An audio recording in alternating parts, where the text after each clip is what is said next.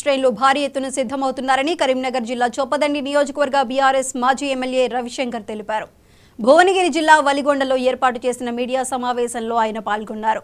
కాంగ్రెస్ ప్రభుత్వం కేఆర్ఎంబీని కేంద్రానికి అప్పజెప్పి నాటకాలు ఆడుతున్నారని అన్నారు. ప్రజలకు ఇచ్చిన హామీలను నెరవేర్చలేకపోతున్నారని విమర్శించారు. కాంగ్రెస్ కో పద్ధతి లేదు, ప్లాన్ లేదు అని ఎద్దేవా చేశారు.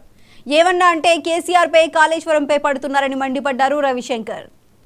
నల్లగొండ జిల్లాలో ఉన్నటువంటి కృష్ణా రివర్కి సంబంధించినటువంటి మేనేజ్మెంట్ రివర్ బోర్డు ఏదైతే ఉందో తిరిగి దాన్ని శాసనసభలో తీర్మానాన్ని చేస్తామని ఇవాళ చెప్పడం నిజంగా తెలంగాణ ప్రజల విజయంగా మేము భావిస్తూ ఉన్నాం. సో ఇదే సందర్భంలో మరి కేసీఆర్ గారు ఆనవాళ్ళను మేము ఎట్టి పరిస్థితుల్లో ఉంచము, చరిత్రను ఉంచమని.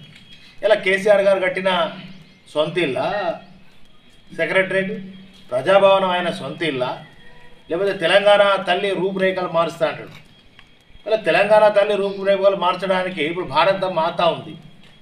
కాంగ్రెస్ హయాంలో భారత మాత ఉంది మనకు. ఇక భారత మాత అంటే ఇట్లా ఉంటుందని మనం అనుకుంటాం. వెనకట వాళ్ళు మన భారతదేశానికి స్వతంత్రం వచ్చినప్పుడు ఎట్లా ఉండాలి భారత మాత అని చిత్రీకరించి మొదటి నుంచి పెట్టింది.